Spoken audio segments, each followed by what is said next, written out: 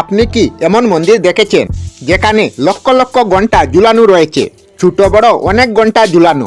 আপনি কি এমন মন্দির দেখেছেন যেখানে সঙ্গে সঙ্গে ন্যায় পাওয়া যায়, আর যেখানে মানুষ নিজের সমস্যা কাগজে লিখে ঝুলিয়ে দেন? সেখানে দেবতা প্রত্যেকের আর্জি পড়ে ন্যায় করেন।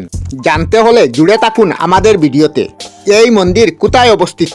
আজকে আমরা এমন একটি মন্দিরের বিষয়ে আলোচনা করব যাকে মানুষ ন্যায়ের মন্দির বলে, যাকে মুক্তেশ্বরের গোড়াকাল মন্দির বলা হয়। স্থানীয় মানুষের মতে গোড়াকালের মন্দিরে গলু দেবতা স্থাপনা করেছিলেন নেহারা গ্রামের এক মহিলা। এই পরিবারের মহিলাকে তার পরিবারগণ কষ্ট দিত। সে তার চম্পাবতে বাবার বাড়িতে গিয়ে গলু দেবতার কাছে ন্যায় করার জন্য প্রার্থনা করেন এবং সঙ্গে সঙ্গে ন্যায় পান। এই জন্য গলু দেবতা গোড়াকাল মন্দিরে ওই মহিলার সাথে বিরাজ করেন। গোড়াকাল মন্দিরের বিশেষত্ব হলো শ্রদ্ধালু নিজের নিজের মন্নত কাগজে লিখে একটি জায়গায় ঝুলিয়ে দেয়। মানা হয় গলু দেবতা ওই মন্নতে ন্যায় দেন এবং ভক্তের কথা রাখেন। আর যখন মন্নত পুরা হয় তখন মানুষ উপহার রূপে ঘণ্টা বেঁধে দেন।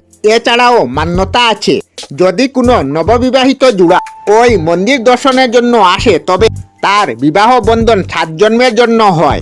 উত্তরাখণ্ডের আলমোড়া এবং নৈনিতালের গোড়াকাল মন্দিরে অবস্থিত গলু দেবতার মন্দিরে একটি চিঠি লিখে মনোকামনা পূর্ণ হয়। গলু দেবতা মানুষকে শীঘ্রই ন্যায় দেওয়ার জন্য জানা যায়। এখানে গিয়ে মানুষ অনেক শান্তি পায়। মানুষ তার শ্রদ্ধা অনুসারে ছোট বড় ঘন্টা বাঁধে এই মন্দিরে। আমরা আমাদের চ্যানেলে সব ধরনের ভিডিও আপলোড করি, যেমন ব্লগ, নিউজ, কুকিং ভিডিও, ধার্মিক আলোচনা ইত্যাদি। যদি আপনারা এই ধরনের ভিডিও দেখতে পছন্দ করেন তাহলে এই চ্যানেলটি নিশ্চয়ই সাবস্ক্রাইব করবেন।